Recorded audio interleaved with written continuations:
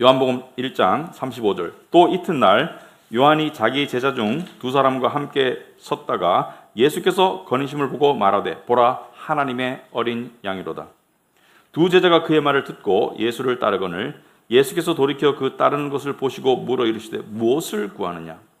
랍비여 어디 계시오니까 하니 랍비는 번역하면 선생이라. 예수께서 이르시되 와서 보라. 그러므로 그들이 가서 계신 데를 보고 그날 함께 거하니 때가 10시쯤 되었더라. 요한의 말을 듣고 예수를 따르는 두 사람 중에 하나는 시몬 베드로의 형제 안드레라. 그가 먼저 자기의 형제 시몬을 찾아 말하되 우리가 메시아를 만났다 하고 메시아는 번역하면 그리스도라. 데리고 예수께로 오니 예수께서 보시고 이르시되 네가 요한의 아들 시몬이니 장차 게바라 하리라 하시니라. 게바는 번역하면 베드로라. 이튿날 예수께서 갈릴리로 나가려 하시다가 빌립을 만나 이르시되 나를 따르라 하시니 빌립은 안드레와 베드로와 한 동네 벳세다 사람이라. 빌립이 나다나엘을 찾아 이르되 모세가 율법에 기록하였고 여러 선지자가 기록한 그 일을 우리가 만났으니 요셉의 아들 나사렛 예수니라. 나다나엘이 이르되 나사렛에서 무슨 선한 것이 날 수 있느냐? 빌립이 이르되 와서 보라 하니라. 예수께서 나다나엘이 자기에게 오는 것을 보시고 그를 가르쳐 이르시되 보라 이는 참으로 이스라엘 사람이라.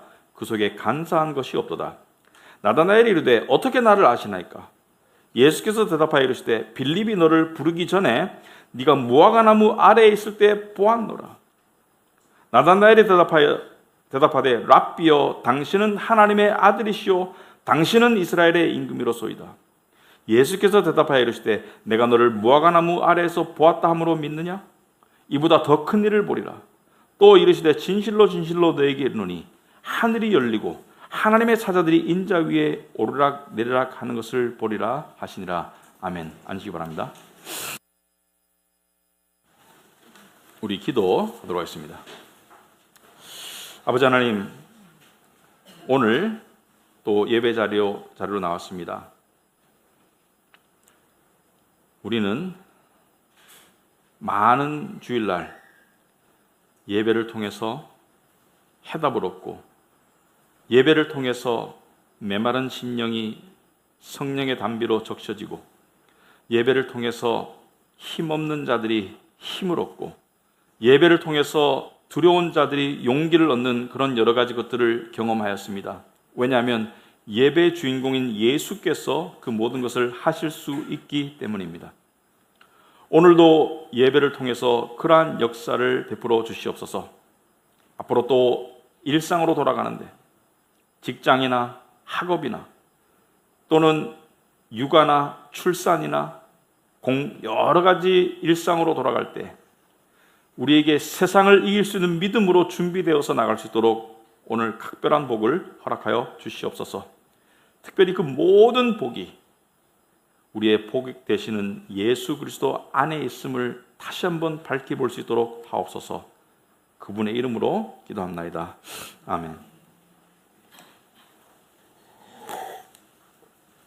네, 요한복음은 이 예수에 관한 책입니다. 예수님이 누구인지, 예수님이 어떻게 사셨는지, 예수님이 왜 오셨는지, 예수님이 어떻게 죽으셨는지, 예수님이 어떻게 부활하셨는지, 예수님에 관한 책이에요. 근데 이 사도 세례 요한은 오늘 본문도 지난주에 큰 주제가 예수를 처음 봤을 때 하나님이시다, 하나님의 아들이시다, 메시아다, 창조주이시다, 그렇게 소개하지 않았어요. 보라 세상죄를 지고 가는 하나님의 어린 양이로다. 이분이 오신 목적이 세상죄를 지고 가는 하나님의 어린 양으로 오셨다. 유대인들은 이 말을 듣고 알았습니다. 우리는 유대인들의 입장에서 이 말씀을 들어야 돼요. 성경을 알았던 유대인들은 이것이 속죄의 날에 속죄의 양을 의미하는 것을 알았어요. 오늘도 똑같은 일관성 있게 그 이튿날, 그 다음 날 세례 요한은 자기 제자 중 두 사람과 함께 섰다가 예수께서 거니심을 보고 말하되 예수가 눈에 나타났을 때 또 하나님의 어린 양으로다 보라. 두 가지를 얘기합니다. 하나님의 어린 양인데 저분을 보아라. 저분을 보아라. 저분이 우리의 죄를 짊어지고 갈 하나님의 어린 양이다. 저분이 우리와 하나님 사이에 막힌 죄의 담을 헐어주실 분이다. 저분을 보아라. 근데 공교롭게도 그 말이 떨어지자마자 요한과 함께 있던 두 명의 제자들이 바로 예수를 따라갑니다. 37절을 보니까 두 제자가 그의 말을 듣고 예수를 따르거늘. 여러분, 그 영적 지도자에는 두 부류의 사람들이 있어요. 크게는 추종자들이 있습니다.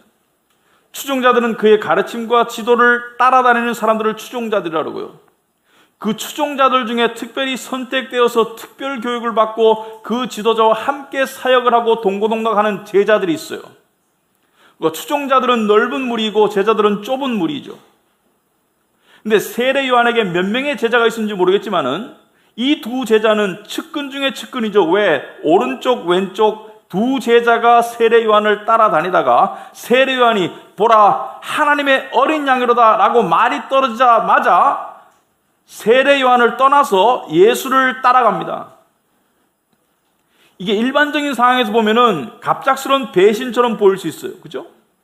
아니, 이때까지 추종하던, 배웠던, 함께 동고동락했던 스승을 바로 버리고 새로운 지도자 예수를 바로 따라간다? 어떻게 보면은 갑작스러운 배신처럼 보이지만 이게 사실은 철저한 순종입니다. 왜 그렇습니까? 왜냐하면 세례 요한은 자기를 전하지 않았어요.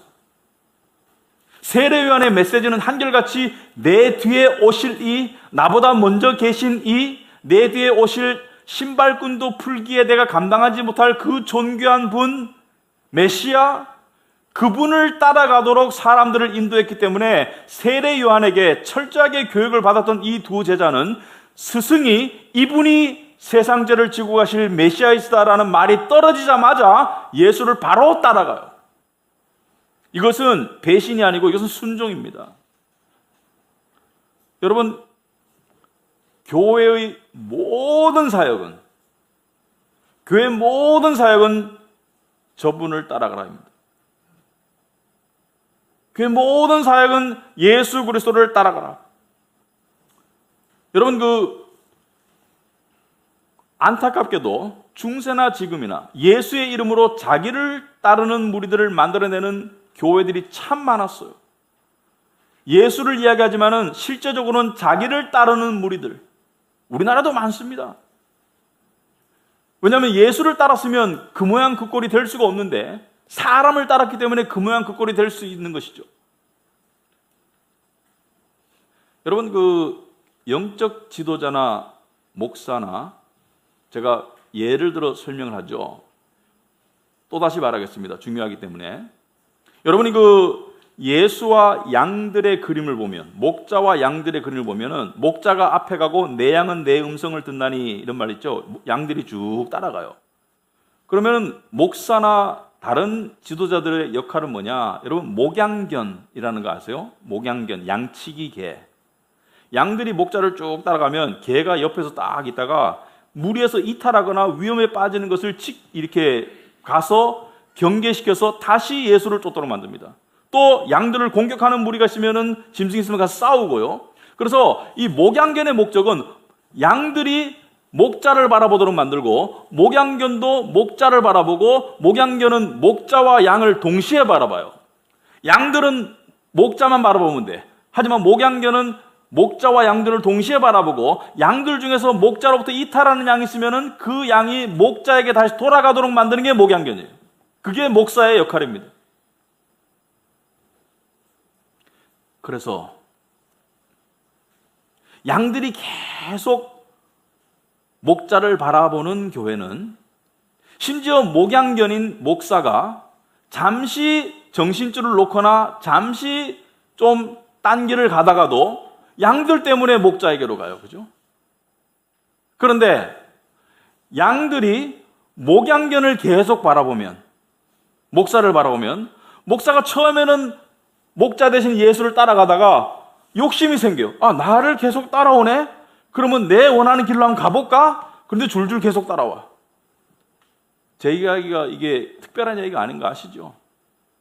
우린 늘 명심해야 됩니다. 카비넌트 교회는 예수를 따라가는 교회로 늘 남아야 된다.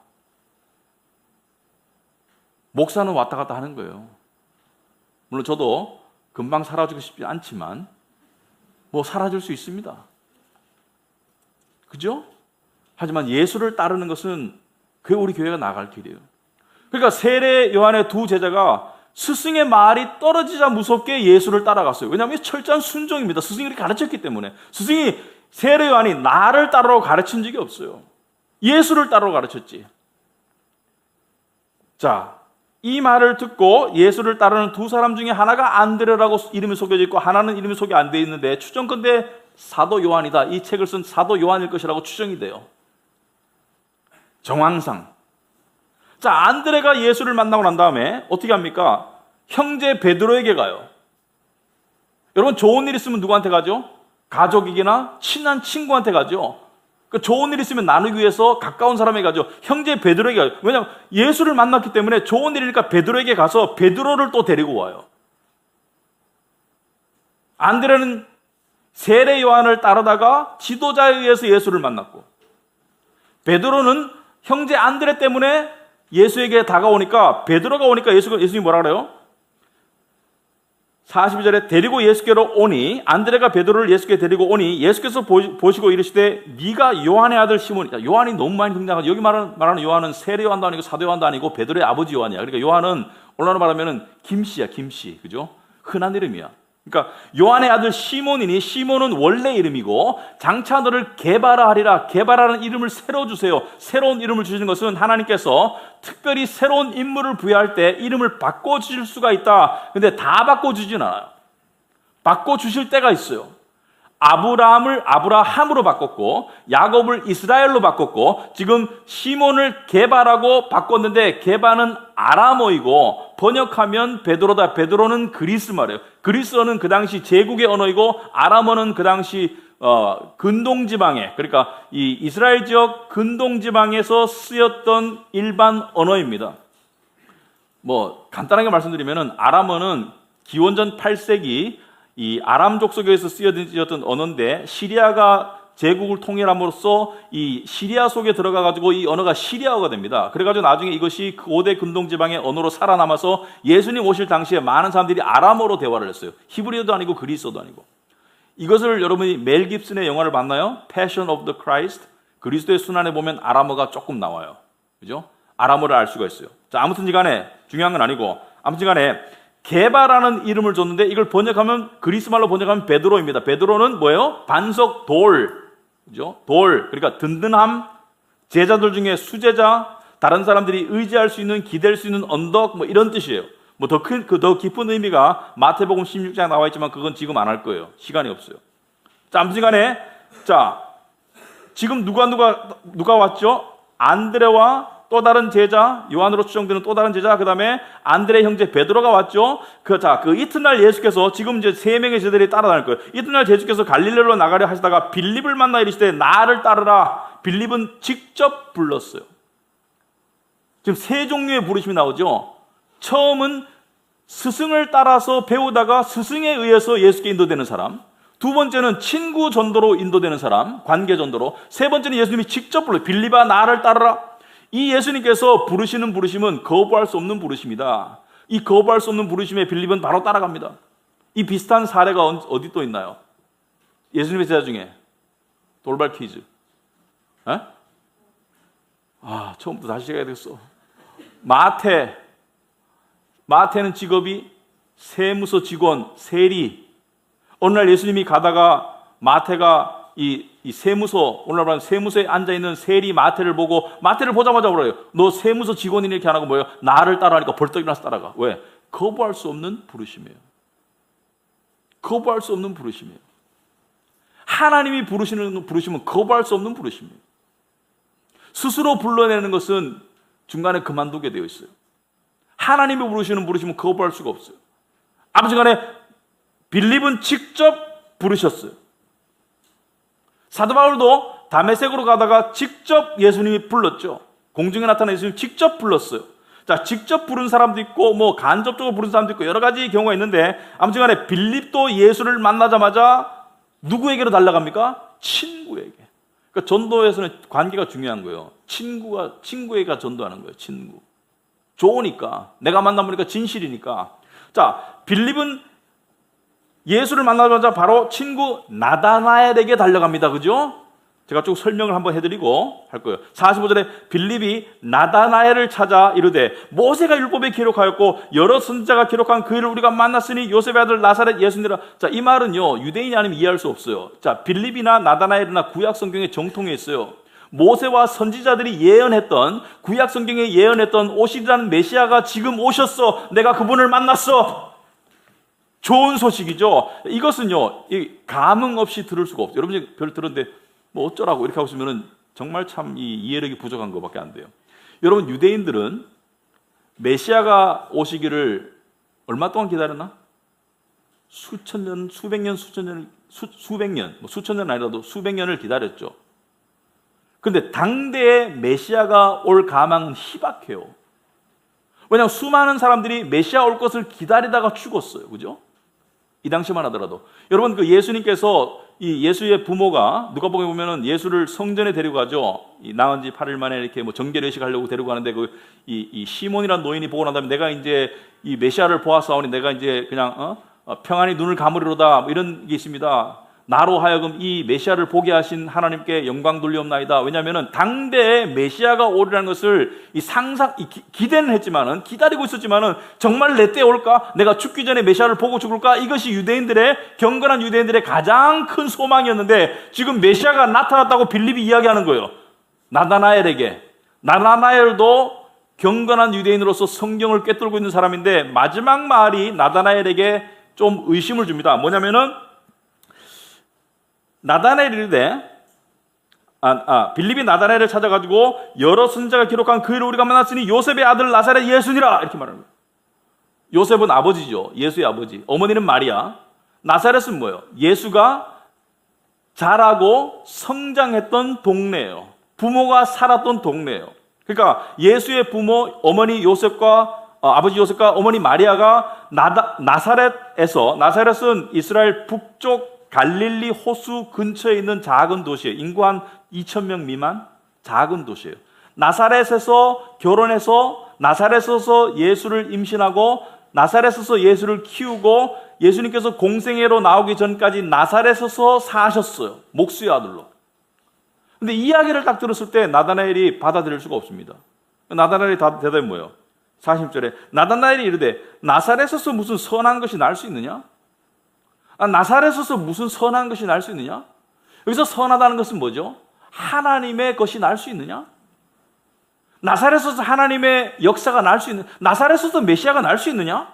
그러니까 빌립이 이르되 와서 봐라. 네가 와서 직접 확인해라. 와서 봐라. 네가 와서 직접 확인. 의심이 되니까. 근데 나다나엘의 의심은 합리적인 의심이에요. 합리적인 의심. 왜냐면은 나다나엘은 성경을 알았던 사람이에요. 경건한 유대인으로서 성경을 알았던 사람이 나중에 그 증거를 합니다. 왜 성경을 알았느냐? 예수님께서 나중에 나다나엘을 보고 칭찬하시는 말을 보면 알 수가 있어요. 자, 어떤 순간 그건 나중에 얘기하고, 나다나엘이 나사렛에서 무슨 선한 것이 날 수 있느냐? 자, 두 가지 커다란 이유가 복합적입니다. 첫째는 나사렛은 남쪽 예루살렘에 있는 유다 땅도 아니고 북쪽 사마리아 땅에 있는 도시예요. 사마리아는 이스라엘 사람들이 경멸했던 인종이죠. 사마리아인, 그죠? 사마리아인은, 이스라엘은 다른 민족과 결혼하는 것을 금기시했는데, 사마리아인은 이스라엘의 하층민들이 다른 이주한 이방인들과 결혼해서 태어난 유대 잡종이 사마리아인이에요. 혼혈이. 그래서 굉장히 낮춰 부르고 사마리아인하고 밥도 안 먹었어요. 그건 나중에 4장에서 이야기하겠습니다. 자세하게. 사마리아인에 대해서는. 아무튼 간에 듣도 보지도 못한 그 동네, 거기서 무슨 선한 것이 날 수 있느냐? 더 큰 이유는 이것입니다. 메시아에 관한 모든 중요한 일들은 구약에 예언이 다 되어 있어서 예언대로 성취가 될 텐데, 나사렛은 구약에 등장하지 않는 도시예요. 그러므로 나사렛에서 어떻게 그런 게 나올 수가 있어? 나사렛에서 어떻게 메시아가 나올 수가 있어? 나사렛에서 어떻게 선한 것이 날 수가 있는? 나사렛은 구약에 언급이 안 돼 있는 도시야. 자, 여기에 예수의 출생의 비밀이 있습니다.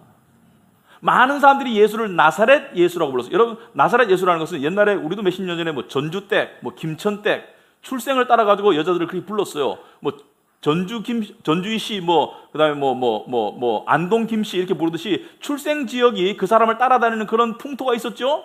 근데 나사렛 예수라고 불렀는 것은 예수의 부모가 나사렛에서 결혼한 거 맞아요. 예수가 어린 시절을 나사렛에서 보낸 거 맞아요. 예수가 목수의 아들로서 나사렛에서 장성한 거 맞아요. 하지만 예수는 나사렛에서 태어나지 않았어요. 사람들이 그걸 잘 몰랐어요. 여러분 성경에서 잘 아시죠? 크리스마스 때마다 하는 설교 중에 하나가 그거죠. 예수가 어디로 가요? 베들레헴으로 가죠. 왜? 로마의 총독 어거스터스가 아구두스가 모든 백성들로 하여금 자기 고향에 가서 호적 신고를 해라. 왜냐하면 인구조사를 해서 병역의 의무와 세금의 의무를 부여하기 위해서 주기적으로 10몇 년 만에 주기적으로 호적 신고를 하라고 해서 그 왕의 명령에 따라서 만삭이 된 마리아와 남편 요셉이 베들레헴으로 내려옵니다. 나사렛에서 내려와요. 내려오다가 베들레헴에 도착하자마자 산기가 있어서 어디서 아이를 낳아요? 마구간에서 아기를 낳죠. 왜? 여관에 방이 없어서. 여관에 왜 방이 없습니까? 호적하려고 오는 사람들이 너무 많아가지고 여행객들이 많으니까 방이 동났죠. 그래가지고 마구간에서 아이를 낳은 거예요. 그죠? 그래서 예수는 나사렛에서 태어난 건 아니에요. 나사렛에서 대부분의 시절을 보냈지만 나사렛에서 예수님의 부모님이 결혼해서 임신까지 했지만 태어난 곳은 베들레헴이에요. 근데 이것을 몰랐어요. 그래서 나사렛 예수라고 하니까 베들레헴 예수라고 말했으면 달라졌을 텐데 이것 또한 예언에 나와 있죠. 여러분 그 베들레헴 미가서 5장 2절에 보시면 베들레헴 에브라다야 너는 유다 족속 중에 작을지라도 이스라엘을 다스릴 자가 네게서 나올 것이다. 작다는 것이 무엇이죠? 무명의 도시일지라도 이스라엘 다스릴 자가 너에게서 나올 것이다. 베들레헴도 인구 한 2,000명 정도밖에 안 하는 소도시. 그러니까 베들레헴은 예루살렘의 남동쪽에 떨어진 소도시였어요. 그런데 베들레헴이 하나님의 이 메시아가 날 것이라는 것을 알았기 때문에 성경을 연구한 사람들은 메시아가 베들레헴에서 올 것을 알았어요. 그래서 예수님이 태어났을 때 동방박사를 통해서 그 소식을 들었던 헤롯 대왕이 예수를 죽이기 위해서 어디에 있는 아기들을 죽였나요? 베들레헴에 있는 아기들을 2살 아래 아기들을 죽였어요. 베들레헴에 있는 2살 아기를 죽였어요. 왜? 메시아가 어디서 나온다고 그러든 라고 성경을 연구하는 서기관들한테 물어봤을 겁니다. 물어보니까 베들레헴입니다. 미가서에 나와요. 예수님 오시기 수백 년 전에 선지자 미가가 예언하듯이 베들레헴에서 나온다고 되어 있어요. 그러면 베들레헴에 있는 아기들을 다 죽여라 이렇게 된 것이죠. 자, 나사렛은 성경을 알았기 때문에 나사렛 예수라는 것을 받아들일 수가 없었어요. 그러니까 빌립이 네가 와서 직접 확인해. 네가 와서 봐. 그러니까 나다나엘이 빌립을 따라서 예수께로 나오니까 예수님은 그 마음을 꿰뚫어 보시고 그 의심의 마음을 꿰뚫어 보시고 처음 하시는 말씀이 이 말씀이에요. 47절에 예수께서 나다나엘이 자기에게 오시는 것을 보시고 그를 가리켜 이르시되 보라 이는 참으로 이스라엘 사람이라 그 속에 간사한 것이 없도다. 칭찬같이 들리죠. 칭찬이에요. 어떻게 보면은. 자, 나다나엘을 보자마자 이 사람은 진정한 이스라엘 사람이다. 진정한 이스라엘 사람이고 그 속에 간사한 것이 없다는 것은 무슨 뜻입니까? 이스라엘 사람들은 다 율법을 알았어요. 경건한 이스라엘 사람들은 다 하나님의 말씀 율법을 알았습니다. 율법은 두 종류의 사람을 만들어냅니다. 첫째는 위선자를 만들어내요. 율법을 통해서 스스로 의를 이룰 수 있다고 생각하는 종교적 위선자를 만들어냅니다.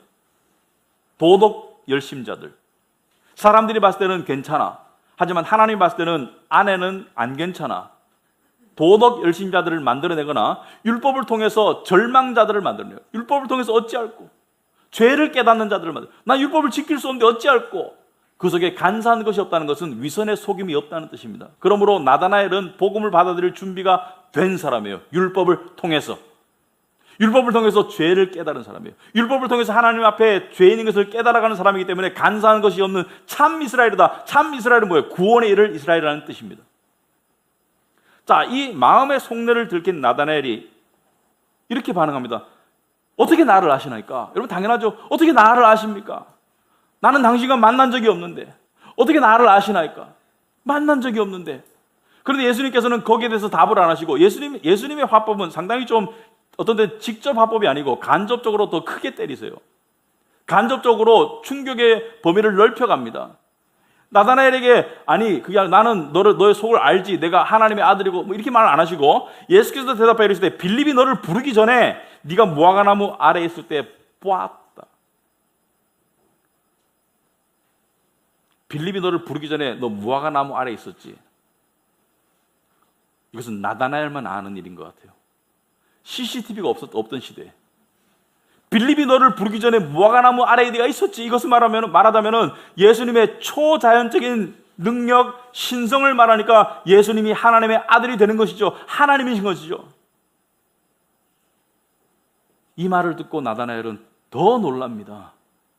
더 놀라요. 그래서 나다나엘이 대답하여 이르되 당신은 하나님의 아들이시오, 당신은 이스라엘의 임금이로소이다. 고백이 바로 나오는 것이죠. 고백 안 할 수가 없죠. 이분이 이 증명이 된 것이죠. 이분이 메시아라는 것이 증명이 된 것이죠. 네가 무화과나무 있을 때 아무도 모르는 그 사실을 나는 알고 있다. 근데 무화과나무 아래 왜 갔을까? 궁금하지 않아요? 성경은 설명하지 않습니다. 나무 아래 가는 것은 대충 두 가지 이유 때문에, 첫째는 그늘을 피해서 쉬기 위해서, 태양을 피해서 그늘 아래서 쉬기 위해서. 두 번째는 생각하기 위해서. 생각하기 위해서 가죠. 나무 그늘 아래서 생각하기 위해서. 뭘 생각했을까? 자기의 고민, 자기의 갈망, 자기의 갈등, 자기의 궁금증. 아무튼 예수님께서 하신 말씀은 너의 행동과 너의 생각과 너의 느낌과 너의 갈망을 나는 다 보았다. 한마디로 말하자면 나는 너를 안다라고 말씀하신 거예요. 나는 너를 안다. 너는 나를 몰랐지만 나는 너를 알고 있었다는 것을 이야기합니다. 여러분, 여기 세 종류의 사람들이 나와요. 첫째는 이 지도자에 의해서 예수께로 인도된 안드레, 또 친구의 전도로 예수께 나온 베드로와 나다나엘, 직접 부름을 받은 빌립. 그러니까 예수님께서 다양한 수단을 통해서, 다양한 통로를 통해서 하나님은 당신께 사람을 불러드립니다. 직접 부르는 사람도 있고요. 예를 들어서 사도 바울 같은 사람, 또는 어거스틴 같은 사람, 말씀을 통해서 직접 불렀어요. 공원에서. 그런 사람도 있지만은 친구를 통해서 간접적으로 부르는 사람도 있고요. 지도자를 따라다니다가 예수를 만나는 사람도 있고요. 여러 가지 경로와 통로는 다르지만 그들이 이루는 공통적인 영적 확신은 이것입니다. 하나님이 나를 아신다는 상태에 이르러.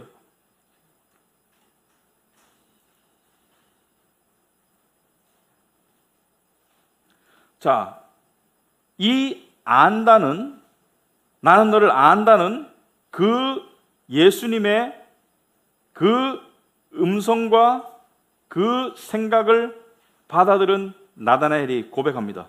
랍비여, 당신은 하나님의 아들이시오, 당신은 이스라엘의 임금이로소이다. 자, 예수님은 또 직접적으로 답하지 않으세요. 예수님의 특징입니다. 예수님은 우리는 직접적으로 답을 많이 하는데 예수님은 직접적으로 답하지 않으시고 그 사람의 믿음이 더 깨어져서 더 확신으로 나가도록 더 크게 나가세요. 예수님은. 그래서 50절에 보니까 예수께서 대답하여 이르시되, 거기에 대한 답은 안 하시고 내가 너를 무화과나무 아래에서 보았다 함으로 믿느냐? 이보다 더 큰 일을 볼 것이다. 무슨 말이냐면 이건 시작에 불과해. 너 지금 상당히 놀랐지.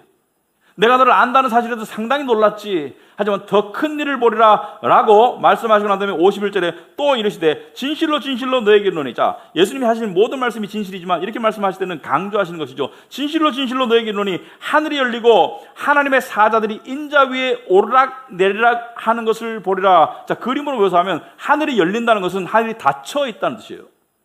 사람을 향해서 닫혀 있다는 뜻입니다. 죄 때문에. 하늘이 열리고 하나님의 사자, 천사가 인자 위에, 인자는 son of man, 사람의 아들이라는 뜻입니다. 한자어인데 사람의 아들. 자, 예수님은 son of God, 하나님의 아들인데 왜 son of man이라고 하나? 이것은 나중에 다룰 거예요. 지금 다룰 시간이 없어요.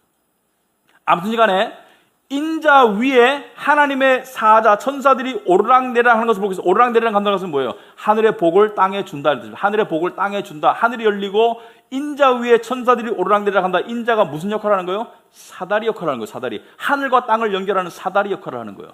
자, 이것을 이방인들이 들었으면 무슨 소린가, 해괴한 소린가 이해를 못하겠지만은 나다나엘은 이것을 듣고 난 다음에 머릿속에 형광등이 들어왔어요. 이분이 그렇다면 우리 조상 야곱이 꿈에 본 그 사다리 그분이구나. 여러분, 이스라엘의 조상은 끄기 올라가면 아브라함이지만은 이스라엘이라는 이름을 받은 사람은 야곱이죠. 야곱의 이름이 변해서 이스라엘이죠. 이스라엘, 야곱의 12아들이 이스라엘의 12지파가 되죠. 그죠? 이스라엘의 12지파는 야곱의 12아들입니다. 야곱이 꿈에 본 사다리가 바로 이분이구나. 형광등이 들어왔어요. 왜? 나다나엘은 경건한 유대인으로서 성경을 알았기 때문에. 여러분, 야곱은 어떤 삶을 살았습니까? 형 에서의 복을 빼앗았어요. 거짓말로. 아버지의 축복을, 장자의 축복을 빼앗았어요. 그래서 형 에서가 이것을 알고 난 다음에 야곱을 죽이려고 했어요. 그래서 아들의 살해 위협을 감지한 어머니 리브가가 작은 아들 야곱에게 자기 친정집 오라버니 이 라반에게 가라고, 오빠 라반에게 가라고, 하란 땅에 있던 라반에게로 도망가라라고 이야기했어요. 그런데 야곱이 도망갈 때 사실은 라반이 살아있는지 이메일을 보내가지고 또 전화해가지고 엄마가 오빠 나 지금 내 둘째 아들 보내니까 잘 좀 봐줄 수 있나요? 거기서 지낼 수 있나요? 물어보는 것도 아니고 그냥 가라는 거예요. 살았는지 죽었는지 아니면 받아줄지 안 받을지 모르고 그냥 가고 있는 거예요. 그리고 주랭랑을 쳤기 때문에 갖고 간 게 없어. 그리고 가다가 어떻게 했나요? 가다가 이제 밤이 어두워가지고 이제 피곤하니까 길거리에 쓰러져가지고 돌베개를 뱄어요. 돌베개 베고 잤다 이런 얘기 찬송가에 나오잖아요. 그죠? 여러분, 이게 그냥 들을 게 아니고 한번 상상해 보세요, 여러분이.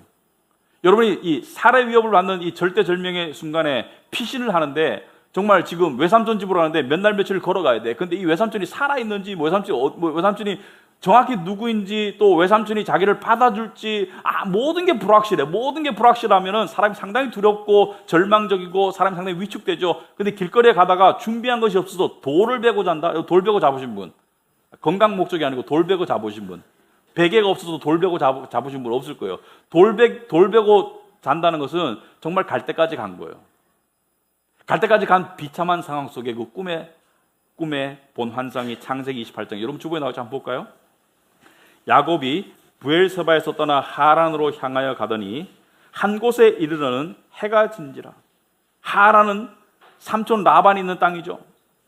해가 져서 거기서 유숙하려고 그곳에 한 돌을 가져다가 베개로 삼고 거기 누워 자더니 길거리에 지금 산에서 그냥 어떻게 쓰러 자는 거야. 돌베개를 베고. 꿈에 본즉 사닥다리가 땅에 서 있는데 그 꼭대기가 하늘에 닿았고 또 본즉 하나님의 사자들이 그 위에 오르락 내리락 하더라.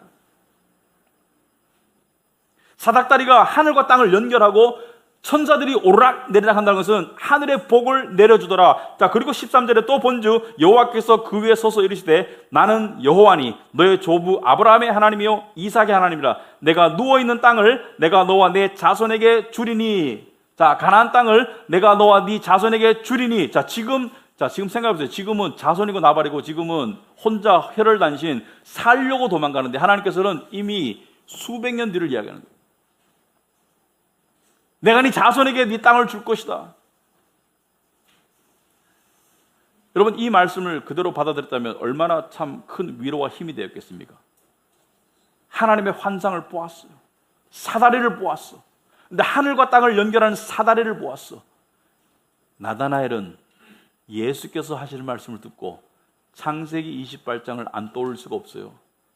우리 조상 야곱이 꿈에 본 그 사다리가 바로 이분이구나. 무슨 말이냐면은 하늘과 땅을 연결하시는 분이구나. 인간과 하나님을 연결하시는 분이구나. 하늘의 복을 내려주시는 분이구나. 하늘의 구원의 복을 임하게 하시는 분이구나. 이분이 메시아구나. 깨닫지 않을 수가 없었습니다. 예수님은 이와 같이 직접적으로 말하지 않고 돌려서 은유적으로 비유적으로 간접적으로 이야기를 하시지만 그 메시지는 아주 분명하죠. 내가 메시아다. 자, 여기서 우리는 이것을 이야기하고 싶습니다. 결론적으로.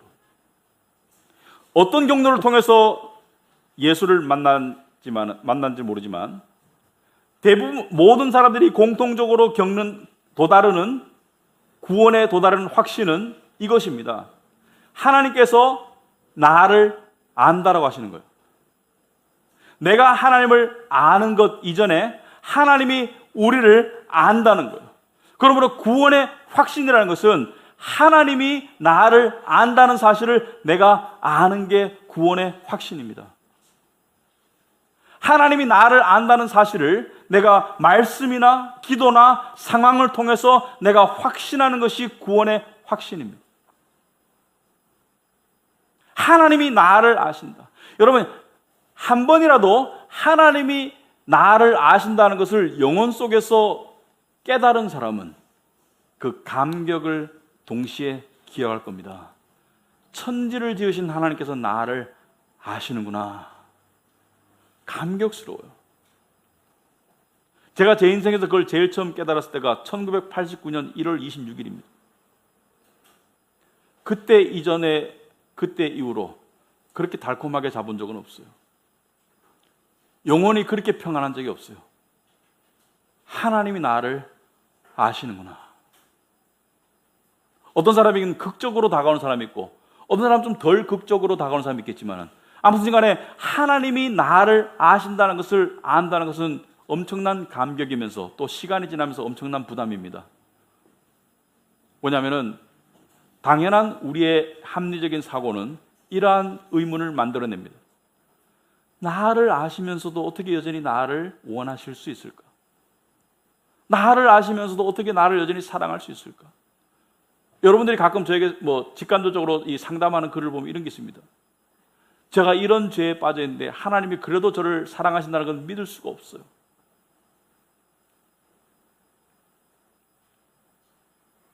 여러분, 우리는요, 한번 생각해 보시기 바랍니다.